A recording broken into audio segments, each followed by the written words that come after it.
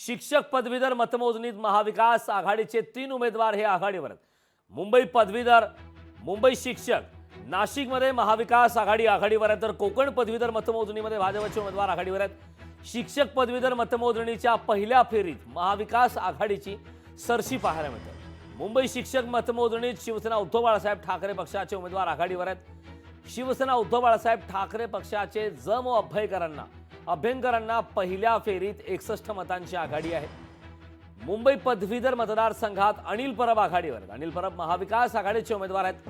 कोकण पदवीधर मतमोजणीत भाजपचे उमेदवार आघाडीवर आहेत। भाजपच्या निरंजन डावखर यांना पहिल्या फेरीत 12,000 मतांची आघाडी आहे। या संदर्भात ताजी अपडेट देण्यासाठी आपले प्रतिनिधी शुभम कोळी नवी मुंबईमधून आपल्यासोबत जोडलेले आहेत। शुभम, कोकण पदवीधर मतमोजणीमध्ये भाजपचे उमेदवार आघाडीवर आहेत। भाजपच्या निरंजन डावखर यांना पहिल्या फेरीत 12,000 मतांची आघाडी आहे। काय या मतमोजणी संदर्भातले ताजे अपडेट्स? निश्चितकरण पाहायचं झालं तर 26 तारखेला ही मतदान प्रक्रिया जी आहे ती पार पडलेली आहे आणि आज याचा फैसला जो आहे तो अखेरीस होणार आहे। गेल्या काही दिवसांपासून मतमोजणीला सुरुवात जरी झाली असली तरी देखील आपण पाहिलं तर कोकण पदवीधर मधून जे आहे ते विद्यमान आमदार निरंजन डावकर यांना मोठ्या प्रमाणात आघाडी जी आहे ती मिळत आहे आणि जवळजवळ त्यांचा निश्चय आता विजय होण्याच्या मार्गावरती आलेला आहे। तर दुसरीकडे आपण पाहिलं तर मुंबई पदवीधरमध्ये देखील अनिल परब जे आहे ते मोठ्या प्रमाणामध्ये आघाडीवरती आहेत, तर शेलार जे आहे ते कुठेतरी पिछाडीवरती आहे, पहिल्या फेरीपासून दिसत येत आहे। आता काही वेळातच जो आहे तो या संपूर्ण दोन्ही मतदारसंघाचा फैसला जो आहे तो काही क्षणातच होणार आहे। पाहिलं झालं तर या ठिकाणी अजूनही मतदान जे आहे ते मतमोजणी जी आहे ती सुरू आहे।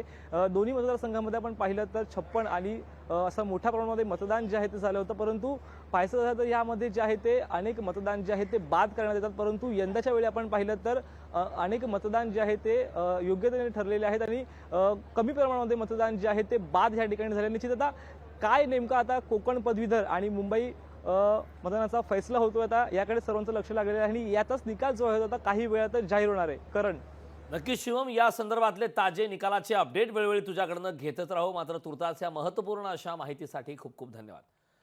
तर यानंतर नाशिकमधून अपडेट घेण्यासाठी आपले प्रतिनिधी महेश महालेकडे मी जाणार आहे। महेश, नाशिकमध्ये पहिल्या फेरीत संदीप गुळवे हे आघाडीवर आहेत। संदीप गुळवे महाविकास आघाडीचे उमेदवार आहेत। अत्यंत महत्त्वाचा निकालाचा दिवस आहे। या मतमोजणी संदर्भात काय ताजे अपडेट्स आहेत? नक्की शुभम, खरं तर आज सकाळपासून मतमोजणी प्रक्रियेला ही सुरुवात झालेली आहे। 8 वाजता मतमोजणीची जी प्रक्रिया ती सुरू झालेली आहे।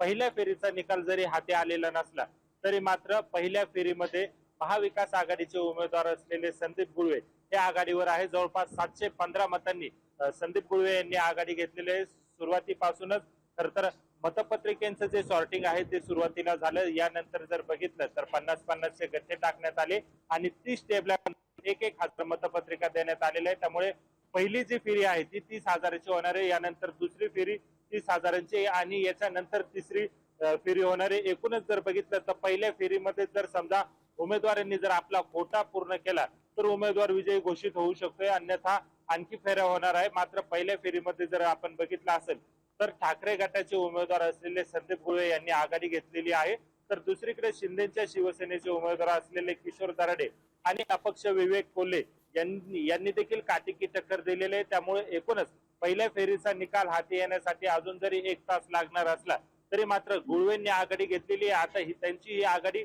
शेवटपर्यंत राहते का हे पाहणं महत्वाचं ठरणार आहे। करण, नक्कीच महेश, मतमोजणी संदर्भात पुढच्या फेरीमध्ये नेमके काय ताजे अपडेट्स येत आहेत वेळोवेळी तुमच्याकडनं अपडेट घेत राहू। मात्र तुर्तास या महत्त्वपूर्ण अशा माहितीसाठी खूप खूप धन्यवाद।